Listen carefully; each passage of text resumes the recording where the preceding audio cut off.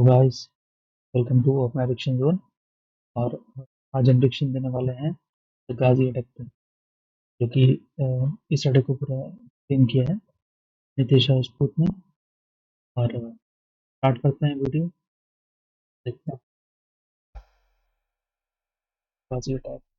Topic पे वापस आते हैं। देखिए, ईयर 1971 का जो टाइम था, इस टाइम पे पाकिस्तान दो पार्ट में था, वेस्ट पाकिस्तान और ईस्ट पाकिस्तान। और ये जो ईस्ट पाकिस्तान था, यानी कि आज का बांग्लादेश, यहाँ के लोग इनकी वेस्ट पाकिस्तान की लीडरशिप जो इनके साथ लैंग्वेज वगैरह को लेकर भेदभाव कर रही थी, उसके खिलाफ ये सड़कों पे आ गए थे और प्रोटेस्ट कर रहे थे। और इन प्रोटेस्ट को रोकने के लिए पाकिस्तान की मिलिट्री ने 25 ऑफ मार्च 1971 को एक बहुत बड़ा क्रैकडाउन स्टार्ट कर दिया था ईस्ट पाकिस्तान के अंदर। मास में मर्डर हो रहे थे। अब 25 मार्च को जब ये क्रैकडाउन शुरू हुआ तो ईस्ट पाकिस्तान के बॉर्डर से लोग इंडिया के अंदर घुसने लगे। और ये जो लोग इंडिया के अंदर घुस रहे थे, ये नंबर कम नहीं था। डेली 50,000 से ज्यादा रिफ्यूजी इंडिया में घुसने लगे थे। जगह जगह पे इंडिया को रिफ्यूजी कैंप तक बनाने पड़ रहे थे। और बहुत ही कम टाइम के अंदर ये जो रिफ्यूजी का नंबर था, ये 90 लाख से भी ऊपर पहुंच गया था। अब देखिए, सुनने में तो बहुत छोटी सी चीज लग रही है, लेकिन इसका बहुत बड़ा इंपैक्ट हो रहा था। पैसे का बहुत नुकसान हो रहा था। $700 मिलियन का बर्डन इंडियन गवर्नमेंट के ऊपर आ गया था। सेंट्रल गवर्नमेंट के बजट का 4% इसी चीज को संभालने में लग जा रहा था। और बॉर्डर ये बहुत लंबा था, तो इसको रोकना भी बहुत मुश्किल था। लेकिन रिफ्यूजी के जो नंबर थे, वो बहुत तेजी से डे बाय डे बढ़ रहे थे। और इतनी तेजी से बढ़ रहे थे कि इंडिया की डेमोग्राफी तक चेंज होने का डर खड़ा हो गया था। मतलब कि इंडियन रीजन में आबादी बदलने तक का डर खड़ा हो गया था। अब इससे निपटने के लिए इंडिया ने बहुत सारे तरीके अपनाए, मल्टीपल जगह बात की, यूएन तक में गया, लेकिन उसके बाद भी कुछ हो नहीं पाया। और जब कोई रास्ता नहीं बचता है, तो अप्रैल 1971 में प्राइम मिनिस्टर इंदिरा गांधी जी ने आर्मी, नेवी और एयरफोर्स तीनों के चीफ को बुला के तुरंत ईस्ट पाकिस्तान में मिलिट्री एक्शन लेने के लिए बोला। अब ये चीज जब तीनों चीफ्स के सामने रखी गई, तो उन्होंने मना कर दिया कि हमें इस वॉर को जीतने के लिए टाइम चाहिए होगा, कि अगर ये वॉर हम अप्रैल 1971 की जगह दिसंबर 1971 में करेंगे तो श्योर शॉर्ट विक्ट्री होगी और डैमेज भी कम होगा। और फिर ये सारी चीजें डिस्कस होने के बाद इंदिरा गांधी जी प्रिपरेशन के लिए टाइम दे देती। अब जब ये प्रिपरेशन का टाइम मिला, तो इंडियन फोर्सेस का प्लान ये था कि ये जो 6-7 महीने मिले हैं प्रिपरेशन के लिए, इसमें पाकिस्तान को इतना वीक कर दिया जाए कि दिसंबर में जब वॉर हो तो एकदम आसानी से विक्ट्री हो। तो अगर आप यहां मैप पे देखोगे, तो पाकिस्तान की मिलिट्री जो वेस्ट पाकिस्तान से ईस्ट पाकिस्तान पहुंच रही थी, उसके पहुंचने के दो ही तरीके थे। एक एयर रूट था, दूसरा ये सी रूट था। तो 1 अप्रैल 1971 को तो इंडिया ने अपना एयर स्पेस तो ऑलरेडी बंद ही कर दिया था। अब दूसरा रास्ता बचा था sea route. Pakistan military east Pakistan में सारे जो मिलिट्री सप्लाई वगैरह थे, वो इसी रूट से भिजवा रही थी। तो उस टाइम के इंडियन नेवी के हेड SM नंदा जी जो थे, वो ये चाहते थे कि कैसे भी करके इस सी रूट को भी बंद कर दिया जाए, ताकि यहां से भी अगर हथियार वगैरह नहीं जाएंगे तो पाकिस्तान की मिलिट्री की सप्लाई लाइन वगैरह बंद हो जाएगी, तो ईस्ट पाकिस्तान ऐसे ही चारों तरफ से आइसोलेट हो जाएगा। अब ये प्लान तो अच्छा था, लेकिन इंडिया खुद डायरेक्टली इस चीज को नहीं रोक सकता था, ये एक्ट ऑफ वॉर माना जाता। तो इसके लिए अगले मंथ यानी कि मई 1971 को एक प्लान बनाया जाता है। वेस्ट बंगाल में एक प्लासी नाम से जगह है, जहां एक सीक्रेट लोकेशन सेलेक्ट की जाती है, और इस लोकेशन का कोड नेम था C2P। लेफ्टिनेंट कपिल और लेफ्टिनेंट दास इस सीक्रेट लोकेशन को मैनेज कर रहे थे। और इस लोकेशन पे सारा कुछ सेटअप करने के बाद ईस्ट पाकिस्तान में जो मुक्ति बाहिनी के लोग पाकिस्तान की मिलिट्री के खिलाफ गुरिल्ला वॉरफेयर कर रहे थे, उनको इस C2P सीक्रेट कैंप में बुला के ट्रेनिंग दी जाती है, जिसमें इन मुक्ति बाहिनी के कमांडो को मैग्नेटिक लिम्पेड माइंस लगा के शिप्स को उड़ाना सिखाया गया। नाइट में नेविगेशन कैसे करना, ये सारी चीजें ट्रेनिंग में सिखाई गई। प्लान सिंपल था कि ये लोग खुद डायरेक्ट इन्वॉल्व होने की बजाय मुक्ति बाहिनी के जो कमांडो थे, इनको ट्रेन करेंगे, और ये कमांडो रात में अंडर वाटर स्विम करके जाएंगे, और पाकिस्तान ये जो सी रूट से ईस्ट पाकिस्तान पहुंच रहा था, इन शिप्स के पास जाएंगे, उनके नीचे मैग्नेटिक लिम्पेड माइंस लगा के वापस आ जाएंगे। और जब एक के बाद एक पाकिस्तानी शिप्स उड़ने लगेंगे, तो अपने आप ये जो रूट है पाकिस्तान के लिए ब्लॉक होने लगेगा, जिससे पाकिस्तान की जो मिलिट्री वेपन्स वगैरह भेजने की जो सप्लाई लाइन है ईस्ट पाकिस्तान के अंदर, वो डिसरप्ट हो जाएगी। तो अब ये सारी ट्रेनिंग वगैरह पूरी करने के बाद एक सीक्रेट कोड रखा जाता है कि इंडियन रेडियो पे एक स्पेसिफिक टाइम पे 2 प्री डिसाइडेड गाने चलेंगे, और जैसे ही वो चलेंगे, ऑपरेशन एक्स इसका नाम रखा गया था, तो ये ऑपरेशन एक्स स्टार्ट हो जाएगा।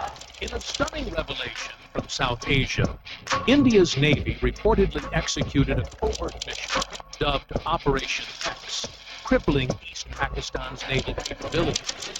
तो एज पर प्लान 15 अगस्त 1971 की रात को रेडियो पे एग्जैक्ट गाने बजते हैं, और जैसे ही रेडियो पे ये गाने बज के सिग्नल मिलता है, मुक्ति बाहिनी के कमांडो चितगोंग, मोंगला, चांदपुर, इन सारे इलाकों से निकल के अंडर वाटर स्विम करके पाकिस्तान के शिप्स जो उस रूट पे चल रहे थे, उनके पास पहुंचते हैं। मैग्नेटिक लिम्पिट माइंस लगा देते हैं, जो कि एक स्पेसिफिक टाइम पे ट्रिगर होकर ब्लास्ट करना था, जिसको इसका नाम ऑपरेशन एक्स रखा गया था। तो ये ऑपरेशन एक्स स्टार्ट जैसे ही होता है तो एक के बाद एक धमाके होने लगते हैं और 16 अगस्त 1971 को सबसे ज्यादा नुकसान होता है। एमवी अल अब्बास और एमवी हरमोज ये सब उड़ जाते हैं। करीब 19,000 टन आर्म्स और एम्यूनिशन का नुकसान हुआ। ये जो 19,000 टन का जो नंबर है, ये आपको अलग अलग जगह पे चेंज भी मिल सकता है। जो सबसे ज्यादा लिखा गया मैंने वो यूज किया है। अब ये जो ऑपरेशन एक्स स्टार्ट हुआ था, जो बैक टू बैक पाकिस्तान की शिप्स पे धमाके हो रहे थे और ये पता भी नहीं चल रहा था कि कैसे हो रहे हैं धमाके। शिप्स के अंदर शिप्स जा रही हैं और धमाके हो जा रहे हैं। तो पाकिस्तान बहुत हैरान हो गया था, उसको समझ में नहीं आ रहा था कि ये हो क्या रहा है। पाकिस्तान की सारी मिलिट्री सप्लाई लाइन जो थी, जो ईस्ट पाकिस्तान में जा रही थी, वो डिसरप्ट होती जा रही थी। 100 से ज्यादा वेसल्स में ब्लास्ट हो चुके थे। हाल ये हो गया था कि पाकिस्तान अपनी शिप्स इस रूट में भेजने में भी डरने लगा था। ये सारी चीज जो मैं बता रहा हूं, ये कैप्टन MNR समंत जो इस ऑपरेशन में इन्वॉल्व थे, उन्होंने भी अपनी बुक में मेंशन कर रखा है। अब देखिए, इसके कुछ टाइम बाद ऑपरेशन एक्स की वजह से ये जो ब्लास्ट हो रहे थे पाकिस्तानी शिप्स पे, ये बहुत ही सिस्टमैटिक और प्लान तरीके से हो रहे थे। और जिस प्लान तरीके से ये हो रहे थे अटैक, पाकिस्तान को समझ में आने लगा था कि ये मुक्ति बाहिनी का कोई गुरिल्ला अटैक नहीं है, बल्कि इंडिया बैक्ड कोऑर्डिनेटेड ऑपरेशन है। यूएसए भी पाकिस्तान के साथ था। वो भी नहीं चाहता था कि पाकिस्तान मिलिट्री जो ईस्ट पाकिस्तान में कर रही है, उसके बीच में इंडिया आके खड़ा हो जाए। तो जब ये सब हो रहा था तो यूएसए भी अपने एडवांस इंटेलिजेंस सिस्टम से इंडिया की भी एक्टिविटी ट्रैक कर रहा था। 22 दिसंबर 1971 को सीआईए के ऑफिस ऑफ नेशनल एस्टिमेट्स ने एक सीक्रेट मेमोरेंडम बनाया था। अभी तो ये डॉक्यूमेंट डीक्लासिफाइड हो गया है। Foreign relation of the United state के रिकॉर्ड में डॉक्यूमेंट 144 के नाम से मिल जाएगा। ये उसकी कॉपी है। तो उस टाइम पे भी इस डॉक्यूमेंट के अंदर यूएसए ने साफ लिखा था, मुक्ति बाहिनी को इंडिया सपोर्ट कर रहा है। अब ये जो पाकिस्तान के ऊपर ब्लास्ट हो रहे थे और इंडिया का नाम जब इसमें सामने आ रहा था, तो पाकिस्तान ने एकदम ऑफेंसिव मोड ऑन कर दिया इंडिया के खिलाफ। पाकिस्तान ने अपने कराची और आसपास के जो एयरबेस थे, उन पर फाइटर्स और नेवल यूनिट्स को फॉरवर्ड डिप्लॉय कर दिया। अब पाकिस्तान ने अपने ऑफेंसिव मोड में जब फॉरवर्ड डिप्लॉयमेंट वगैरह स्टार्ट किया, तो ये सारी इंटेलिजेंस इंडिया के नेवी हेडक्वार्टर में भी आने लगी कि ऑपरेशन एक्स में जो नुकसान हो रहा है, इसका बदला लेने के लिए पाकिस्तान इंडिया के खिलाफ भी कुछ प्लान कर सकता है। तो इंडियन नेवी अपने शिप्स को लेकर अलर्ट हो जाती है। जैसे सेकेंड वर्ल्ड वॉर में जापान ने यूएस के पर्ल हार्बर पे सारी खड़ी शिप्स पे एयर स्ट्राइक कर दी थी, कहीं पाकिस्तान भी ऑपरेशन एक्स का बदला लेने के लिए ऐसा ही कुछ ना सोच रहा हो। और उस टाइम पे इंडिया का जो सबसे इंपॉर्टेंट एयरक्राफ्ट कैरियर था आईएनएस विक्रांत, वो मुंबई के बैलेट पियर पे खड़ा था। अब देखिए, आईएनएस विक्रांत जो था, ये इंडिया के लिए एक बहुत बड़ा नेवल एसेट था। इंडियन ओशियन में ये एक सिटी के साइज का चलते फिरते एयरबेस की तरह था। इसके ऊपर 20 से 25 फाइटर जेट से भी ज्यादा ऑपरेट कर सकते थे। वॉर के अंदर अकेले आईएनएस विक्रांत पूरी बाजी पलटने का दम रखता, इसलिए इसको सेफ रखना बहुत जरूरी था। लेकिन सेम टाइम पे एक दिक्कत और थी इसमें कि आईएनएस विक्रांत में कुछ रिपेयर का काम भी बचा था। इसके एयरक्राफ्ट उड़ाने के लिए कैटापुल्ट लॉन्चर जो था, उसमें दिक्कत थी, और इसके A1 बॉयलर के मल्टीपल वाटर ड्रम भी रिपेयर होने थे, और उनके स्पेयर पार्ट वगैरह जो थे वो ब्रिटेन से मंगवाने पड़ते थे, और 3-4 साल से ज्यादा का टाइम लग जाता। तो आईएनएस विक्रांत को कहीं सेफ लोकेशन पे छुपाना है या वॉर के लिए रेडी करना है, इन सारी चीजों को लेकर मल्टीपल डिस्कशन होने लगे कि इसको सेफ रखा जाए या फिर इसको वॉर में उतारा जाए। और इंडियन नेवी के अंदर सबका यही कहना था कि आईएनएस विक्रांत का रिपेयर होना भी पेंडिंग है, तो इसको आगे जो वॉर होनी है उसमें इन्वॉल्व करना सही डिसीजन नहीं होगा। लेकिन इंडियन नेवी के हेड SM नंदा और वाइस एडमिरल हीरानंदानी सबके अगेंस्ट जाते हैं और वो कहते हैं कि ये हमारा सबसे पावरफुल वेपन है, इसको जरूर वॉर में उतारना चाहिए। और रही बात रिपेयर की, तो इसको हम वॉर रेडी बना देंगे। और फिर मल्टीपल डिस्कशन के बाद इस चीज को लेकर अप्रूवल मिल जाता है। और जैसे अप्रूवल मिलता है तो आईएनएस विक्रांत जो मुंबई के बैलेट पियर पे खड़ा था, उसको मुंबई के कोबाल्ट पोर्ट पे शिफ्ट करके रिपेयर का काम स्टार्ट कर दिया जाता है। और जब ये रिपेयर हो जाता है, उसके बाद आईएनएस विक्रांत को पहले कोबाल्ट पोर्ट से कोचिन, फिर कोचिन से मद्रास बे ऑफ बंगाल में शिफ्ट कर दिया जाता है। और यहां पहुंचने के बाद आईएनएस विक्रांत एक सेफ रेंज में आ जाता है, जिसके बाद ये मद्रास, विशाखापट्टनम और पोर्ट ब्लेयर के बीच जो 18,000 माइल्स का जो एरिया था, वहां पे इसको सर्वेलांस का काम दे दिया जाता है। अब आईएनएस विक्रांत जब ईस्ट कोस्ट पे पहुंचा, तो इस चीज का इंटेल पाकिस्तान की नेवल इंटेलिजेंस को भी मिल जाता है। तो इस चीज को सुन के पाकिस्तान बहुत ज्यादा घबरा जाता है, क्योंकि एयर स्पेस ऑलरेडी बंद था। पूरा सी रूट पे पाकिस्तान के जो शिप थे उन पे धमाके हो रहे थे ऑपरेशन एक्स की वजह से। ऊपर से आईएनएस विक्रांत जो इतना इंपॉर्टेंट है इंडिया के लिए, उसको इंडिया ने ईस्ट कोस्ट में शिफ्ट कर दिया। तो पाकिस्तान का डर था कि अगर आईएनएस विक्रांत का यूज करके ईस्ट कोस्ट पे पूरा नेवल ब्लॉकेट लगा दिया, तो ईस्ट पाकिस्तान से पाकिस्तान की मिलिट्री का पूरा कंट्रोल हट जाएगा। और ये जो सारी रीएनफोर्समेंट, वेपन सप्लाई, ये सारी चीजें जो ईस्ट पाकिस्तान में हो रही हैं इस रूट से, ये भी बंद हो जाएंगी। और ईस्ट पाकिस्तान जहां ऑलरेडी मुक्ति बाहिनी के कमांडो इतनी ज्यादा लड़ाई कर रहे हैं, और वहां पे जब ये सारी सप्लाईज पहुंच नहीं पाएंगी, तो ईस्ट पाकिस्तान पाकिस्तान के हाथ से निकल जाएगा।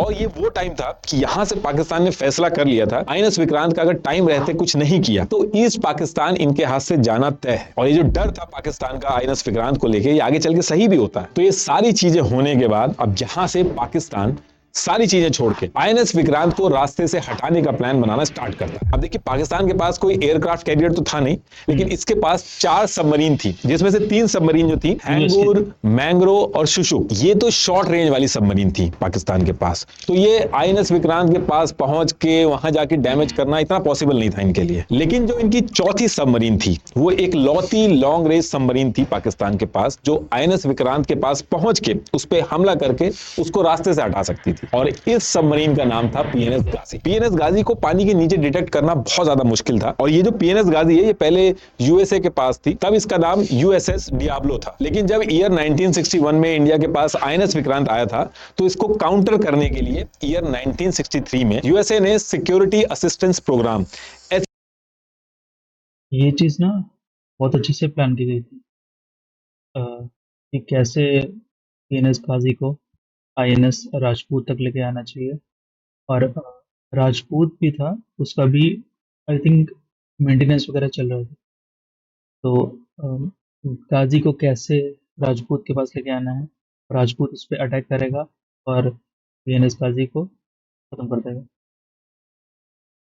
सीपी के अंडर इसको पाकिस्तान को लीज पे दे दिया था, और फिर पाकिस्तान ने इसका नाम बदल के पीएनएस गाजी S-130 कर दिया था। तो पाकिस्तान के पास सबसे बेस्ट ऑप्शन पीएनएस गाजी था आईएनएस विक्रांत को रास्ते से हटाने के लिए। तो सितंबर 1971 आते आते पाकिस्तान की लीडरशिप ये फैसला ले चुकी थी कि अब पीएनएस गाजी को बे ऑफ बंगाल भेज के आईएनएस विक्रांत को गिराना होगा। लेकिन दिक्कत ये थी कि ये जो पीएनएस गाजी था, इसकी भी हालत बहुत खराब थी, पुराना हो गया था ये, और इसके मार्क 14 टॉर्पीडोज में एक टेक्निकल इशू चल रहा था। और करीब 1 वीक पहले जब पीएनएस गाजी को एक शॉर्ट पेट्रोलिंग के लिए अरेबियन सी में भेजा गया, तो मैकेनिकल इशू की वजह से बीच रास्ते से वापस बुलाना पड़ गया था। तो पीएनएस गाजी में ये जो सारे इशू चल रहे थे, इसकी वजह से पाकिस्तान की नेवी पीएनएस गाजी को बे ऑफ बंगाल में मिशन के लिए भेजने के लिए मना कर रही थी। लेकिन उसके बाद भी पाकिस्तान की लीडरशिप मानती नहीं है, वो अपना फैसला बना चुकी थी और प्रिपरेशन स्टार्ट करा देती है। अब पाकिस्तान को ये तो पता था कि INS Vikrant bay of Bengal में था, लेकिन एग्जैक्ट लोकेशन नहीं पता थी। और इसको पता करने के लिए क्या किया इन्होंने, एक वेस्टर्न कंट्री थी, उसके एयरक्राफ्ट को बहाने से मद्रास के पास भेजा गया, और फिर मद्रास के पास पहुंच के एयरक्राफ्ट में कुछ टेक्निकल प्रॉब्लम का बहाना बना के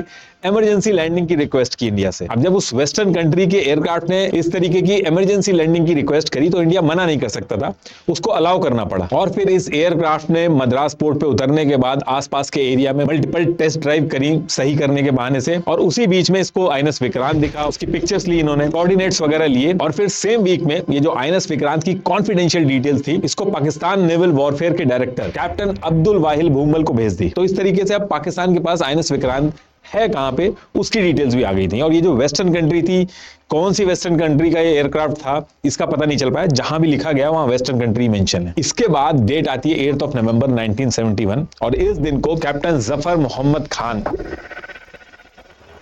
जो कि 1965 की वॉर में पीएनएस गाजी का टॉर्पीडो ऑफिसर भी था, इस मिशन के लिए इसको सेलेक्ट कर लिया जाता है, पीएनएस गाजी का कमांडिंग ऑफिसर बना दिया जाता है, और फिर बेसिक डिटेल्स जो थी आईएनएस विक्रांत की वो इसको दे दी जाती हैं। और फिर 1 वीक बाद 14 नवंबर 1971 की डेट फिक्स कर दी जाती है कि इस दिन पीएनएस गाजी अपने मिशन पे जाएगा। और फिर सारी प्रिपरेशन के बाद डेट आती है 14 नवंबर 1971।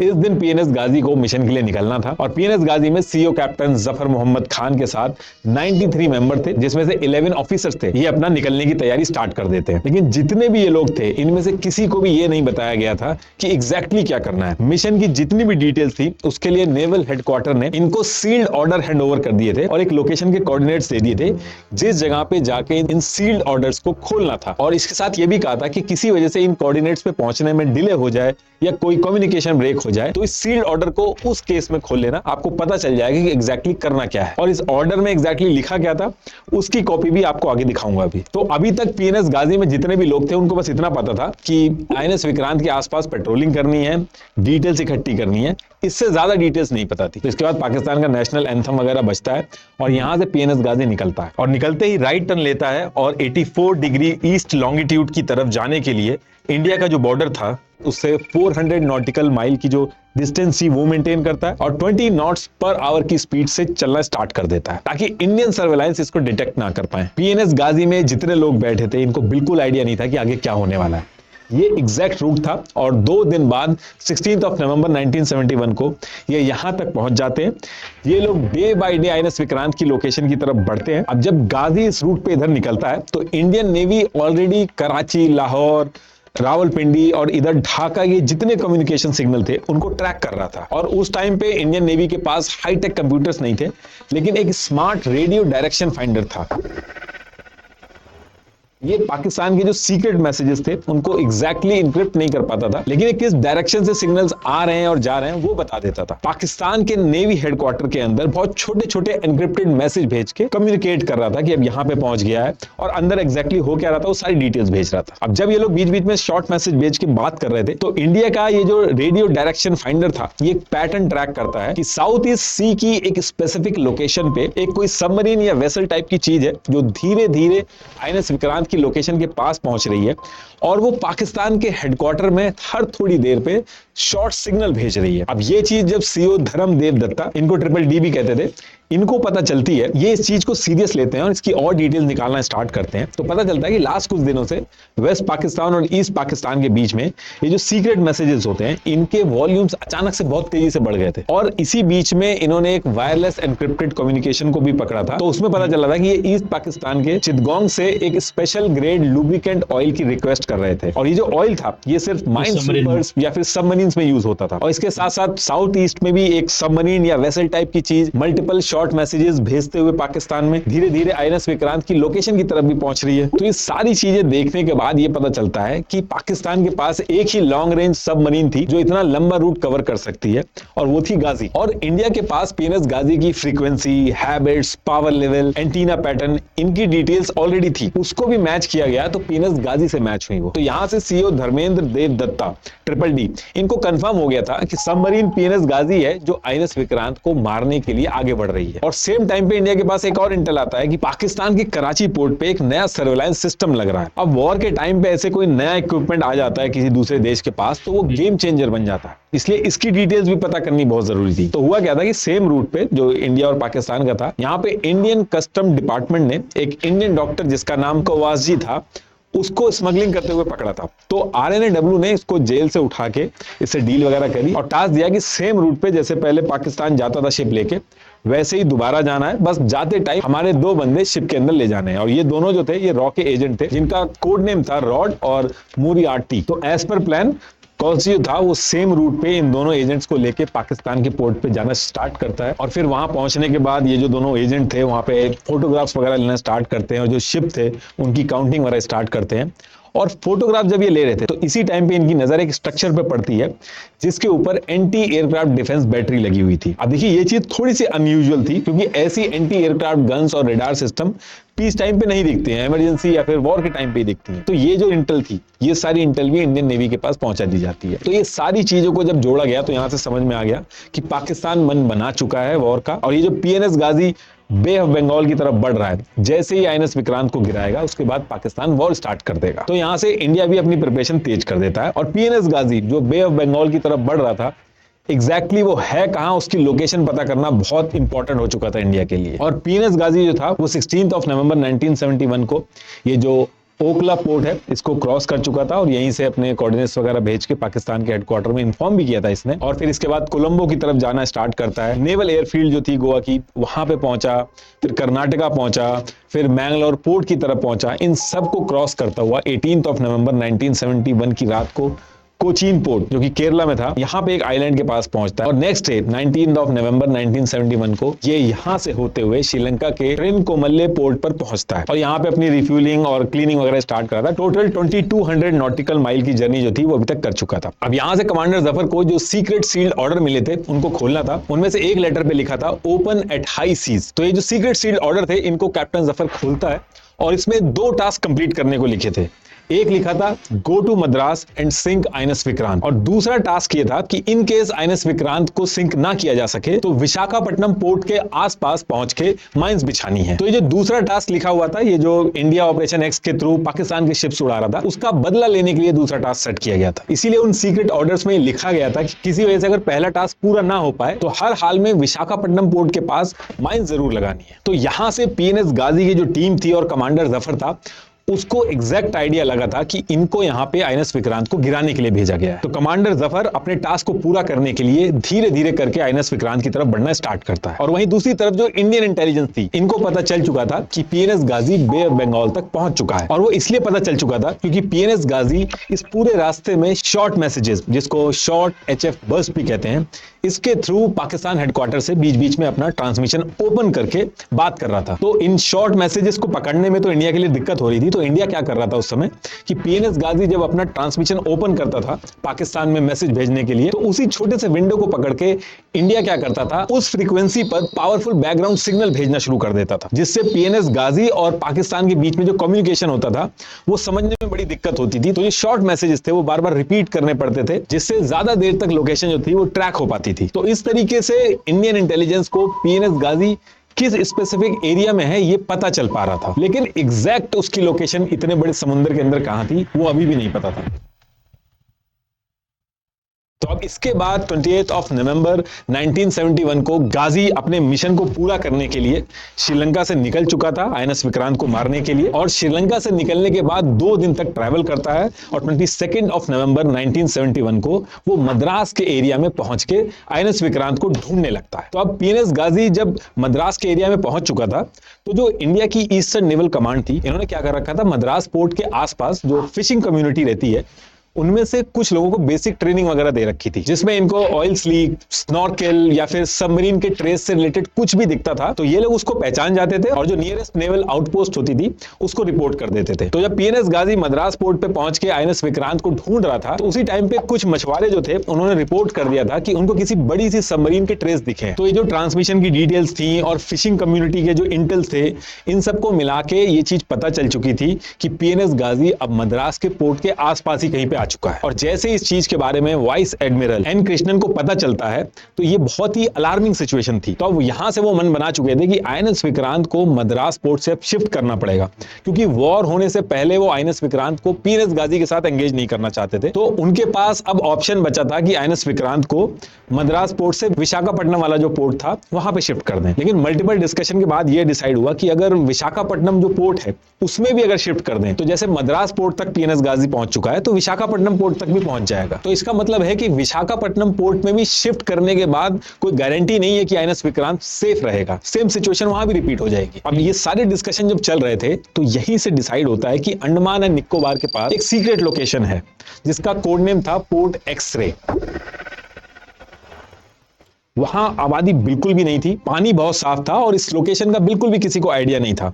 और अच्छी चीज ये थी कि ये बे ऑफ बंगाल के पास में थी, तो अगर इन केस वॉर वगैरह भी स्टार्ट होती है और अगर हम आईएनएस विक्रांत को वहां पे शिफ्ट कर देते हैं सीक्रेट लोकेशन पे, तो आईएनएस विक्रांत को एकदम से बे ऑफ बंगाल में लाना आसान होगा।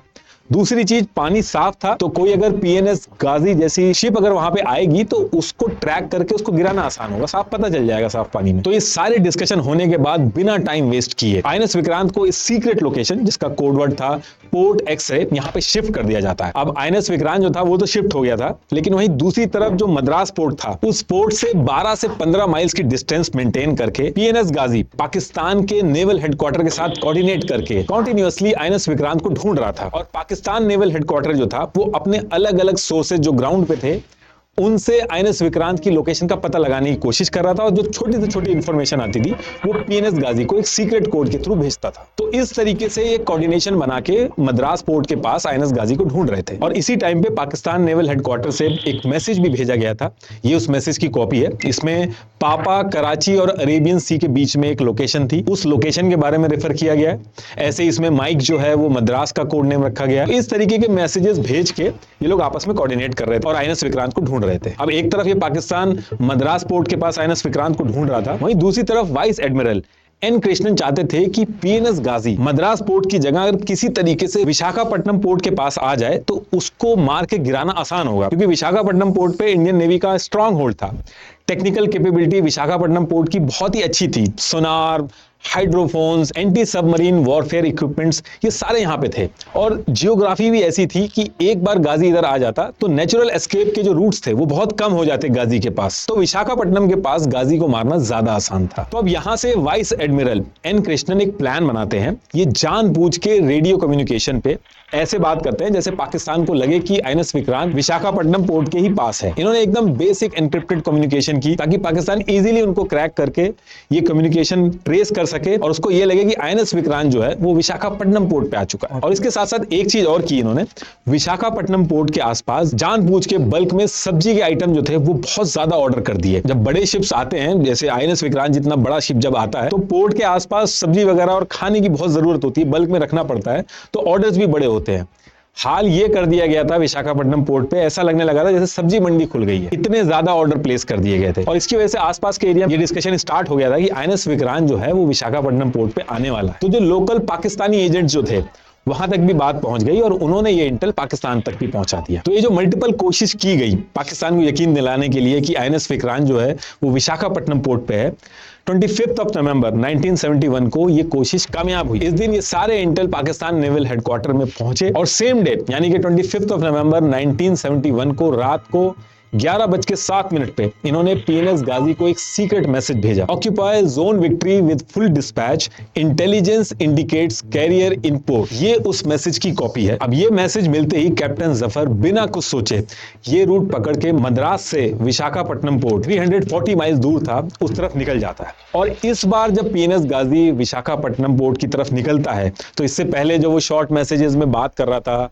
डिस्कशन कर रहा था पाकिस्तान नेवल हेडक्वार्टर में, वो बिल्कुल बंद कर देता है। कंप्लीट रेडियो साइलेंस पे निकलता है क्योंकि उसको पता था कि इंडिया का विशाखापट्टनम पोर्ट ज्यादा हाईटेक है, वहां पे पीएनएस गाजी के सिग्नल पकड़ना इंडियंस के लिए ज्यादा आसान होगा। तो 25 नवंबर 1971 को मद्रास से निकलते समय पीएनएस गाजी कंप्लीट रेडियो साइलेंस पे विशाखापट्टनम की तरफ निकल जाता है और 27 नवंबर 1971 की रात को 10 बजे विशाखापट्टनम पोर्ट पे पहुंच जाता है और आईएनएस विक्रांत को ढूंढना स्टार्ट कर देता है। लेकिन दिक्कत यहां पे इंडियन नेवी के लिए ये हो गई थी कि इंडियन नेवी को मद्रास पोर्ट के बाद से पीएनएस गाजी है कहां पे, क्योंकि वो कंप्लीट रेडियो साइलेंस पे था, उसके बारे में कुछ भी पता नहीं चल पा रहा था। अब जब एकदम से पीएनएस गाजी गायब हो जाता है, उसका कुछ भी नहीं पता चलता है, तो इंडिया के ईस्टर्न कमांड के हेड जनरल जेकब जो थे वो बहुत ज्यादा परेशान हो जाते हैं। मल्टीपल डिस्कशन वहां पे स्टार्ट हो जाते हैं। उनको डर था कि कहीं ऐसा तो नहीं कि इंडिया ने जो प्लान बनाया पाकिस्तान को पता चल गया है, कहीं वो पोर्ट एक्सरे के पास पहुंच के आईएनएस विक्रांत पे ना हमला कर दे। बहुत सारे डिस्कशन एक साथ स्टार्ट हो गए थे इंडियन नेवी के हेडक्वार्टर में।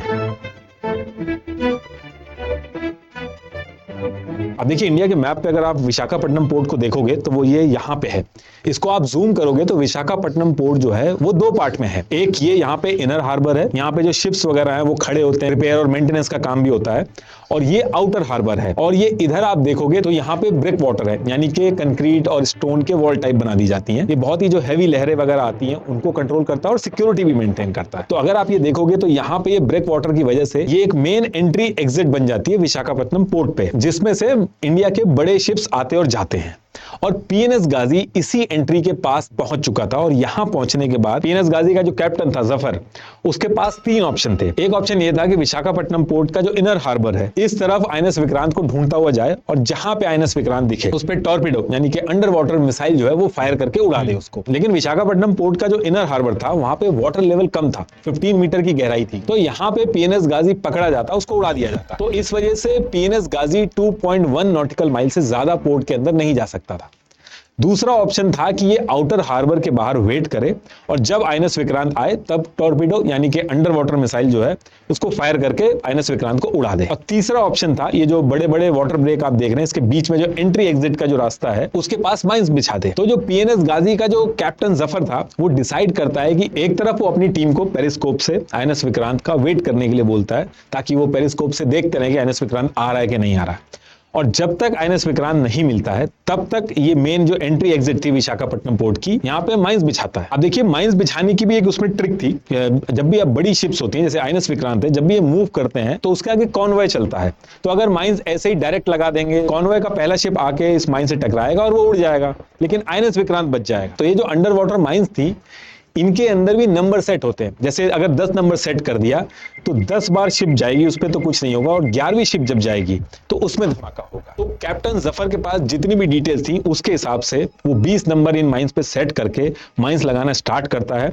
दूसरी टीम कॉन्टिन्यूअसली पेरिस्कोप से आईएनएस विक्रांत को ढूंढ रही थी। तो 28 नवंबर 1971 को कैप्टन जफर यहीं आउटर हार्बर के पास माइंस लगाना स्टार्ट करता है और हर माइन के बीच में 150 मीटर का गैप रखता है और 30 मीटर की डेप्थ मेंटेन करता है। और एक माइन को लगाने में कम से कम 30 से 50 मिनट का टाइम लगता है। तो करीब 40 से 50 मिनट के अंदर ये अपनी पहली माइन लगा लेता है और फिर इसके बाद दूसरी माइन लगाना स्टार्ट करता है। और जैसे ही दूसरी माइन लगा रहा होता है, जो दूसरी टीम थी जो पेरिस्कोप लेके नजर रख रही थी, आईएनएस विक्रांत को ढूंढ रही थी, उनको दूर से एक शिप आता हुआ दिखता है। एक्चुअल में आईएनएस विक्रांत नहीं था, आईएनएस मगर था, जो अपने नॉर्मल रिपेयर वर्क के लिए विशाखापट्टनम पोर्ट की तरफ आ रहा था। अब जब पेरिस्कोप में इनको ये शिप दूर से आता हुआ दिखता है तो इनको लगता है कि जब तक वो पास में आएगा तब तक ये दूसरी माइन लगा लेंगे, लेकिन यहाँ पे इनसे मिसकैलकुलेशन हो जाती है। जब तक ये दूसरी माइन लगाते उससे पहले ही शिप इनके पास में आ गया और जैसे ही पास में आया तो इमरजेंसी में पीएनएस गाजी को लेफ्ट साइड में डाइव लगवाई, वरना टक्कर हो जाती। और जैसे ही 2400 टन से ज्यादा वेट के गाजी ने सडन डाइव मारी तो एकदम वो डिसबैलेंस हो गया और सीधे नीचे जाके सी के फ्लोर से जाके लगा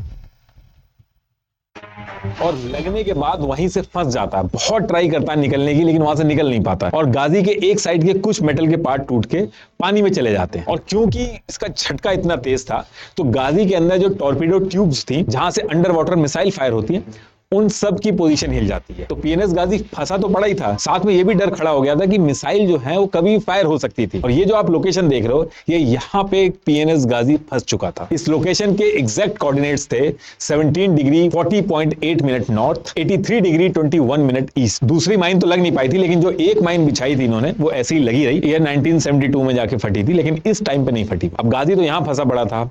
28, 29 और 30 नवंबर 3 दिन तक पाकिस्तान नेवल हेडक्वार्टर में गाजी से कोई कांटेक्ट नहीं हो पा रहा था। उनको बिल्कुल भी आइडिया नहीं था कि गाजी आखिर है कहां पे। अब देखिए, जो सबमरीन्स होती हैं उसके अंदर 2 लॉग बुक मेंटेन होती हैं। एक नेविगेशन लॉग जिसमें सबमरीन की सारी जर्नी, टाइम, पोजीशन, स्पीड ये सब रिकॉर्ड होती है। दूसरी ऑपरेशनल और इंजीनियरिंग लॉग होती है जिसमें उनके फंक्शंस और एक्शन वगैरह रिकॉर्ड होते हैं। तो इसकी नेविगेशन लॉग जो थी वो तो सेम जगह पे रुकी हुई थी, लेकिन ऑपरेशनल और इंजीनियरिंग लॉग जो थी वो मेंटेन रही, जिससे आगे चल के भी ये चीज कंफर्म हुई थी कि ये यहाँ पे फंसा हुआ था लेकिन स्टिल वो एक्टिव था। अब ये जो पीएनएस गाजी से कोई कॉन्टैक्ट नहीं हो पा रहा था, ये बहुत बड़ी मुसीबत खड़ी हो गई थी पाकिस्तान के लिए। एयर स्पेस बंद था, नॉर्मल जो सी रूट था उसमें ऑपरेशन एक्स के चलते ब्लास्ट हो रहे थे, शिप्स उधर साइड जाने में डर रहे थे।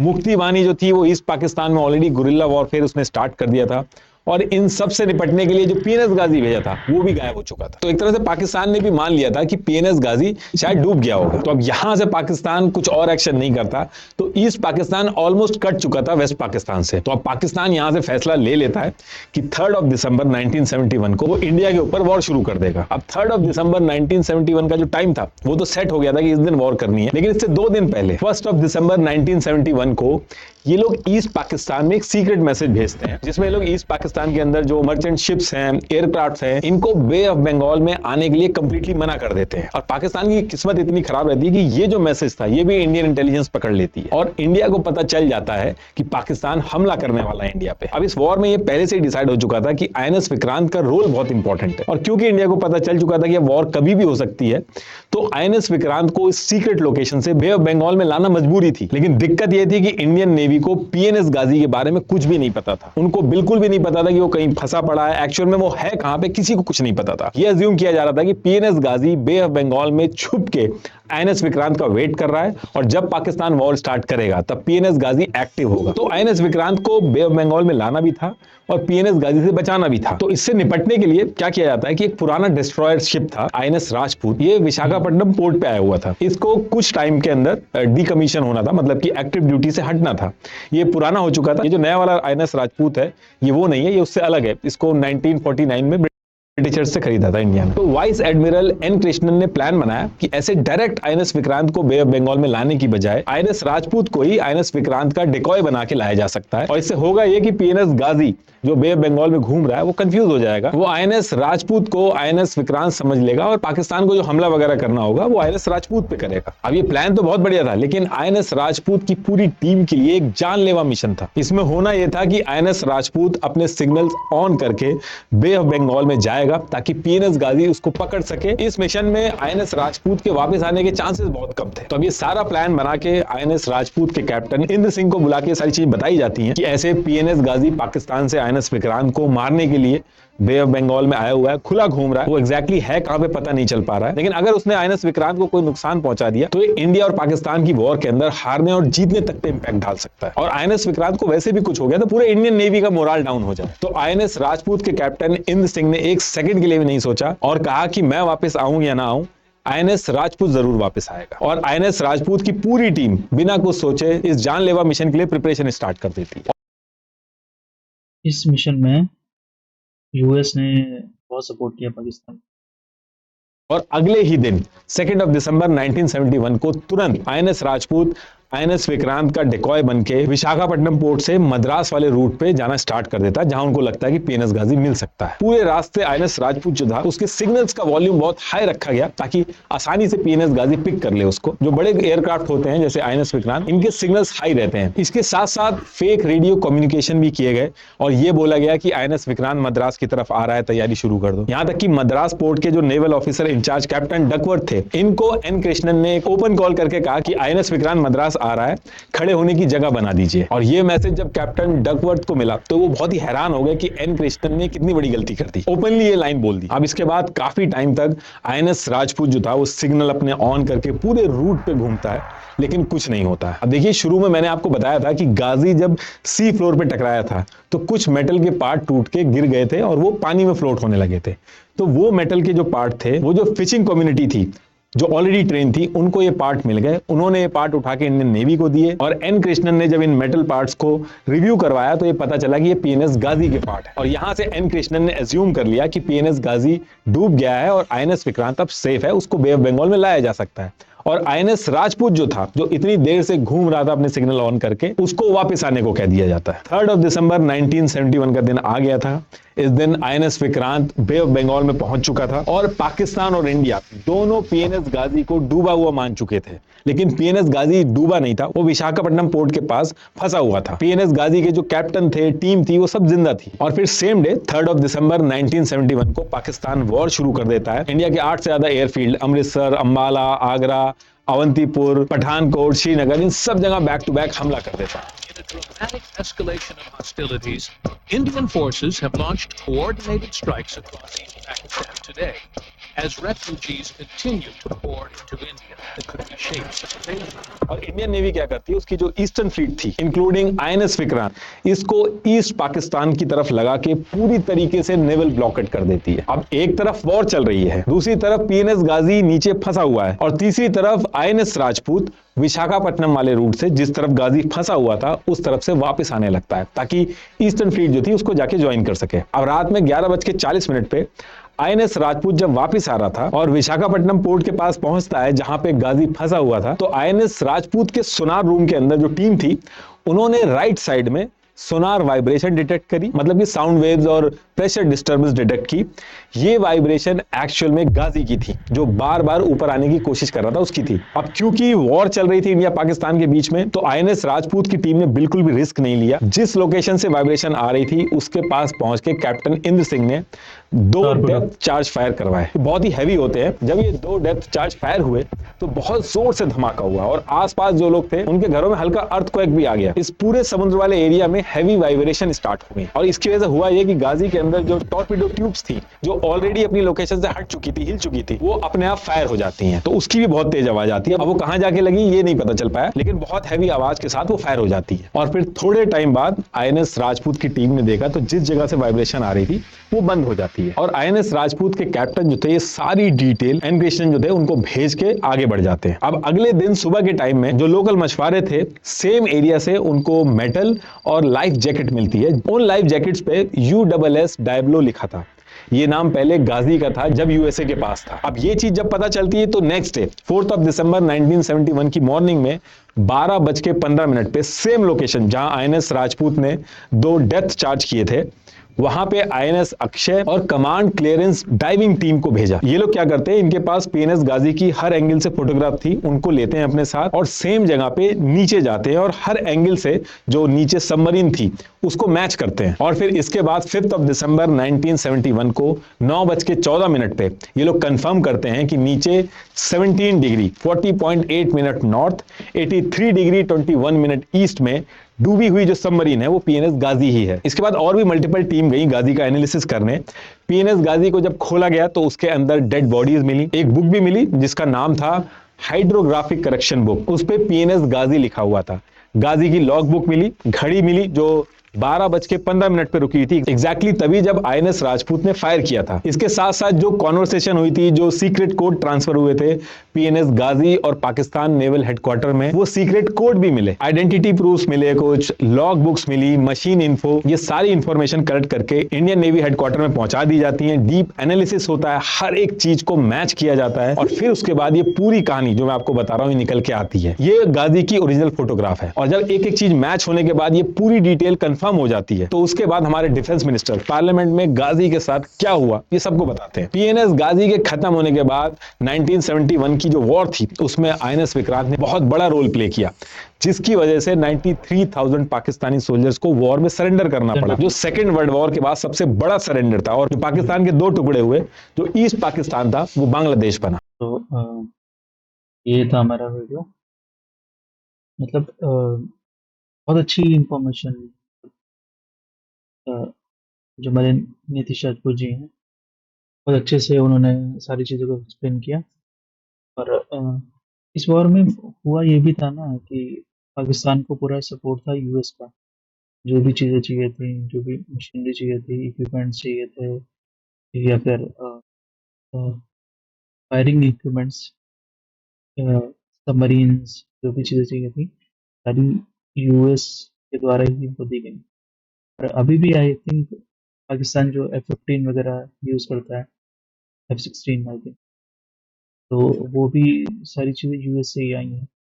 और इस वॉर में जब इंडिया अकेले था तो रशिया ने इंडिया का साथ दिया और उसने भी शायद अपनी नेवी फ्लीट इंडिया के सपोर्ट के लिए भेजी थी। तो ये था रिएक्शन इस वीडियो पे। That's all, thank you so much. अगर आपको मेरा रिएक्शन अच्छा लगा हो तो प्लीज़ मेरे चैनल को लाइक करें, सब्सक्राइब करें। तब तक के लिए बाय बाय, टेक केयर।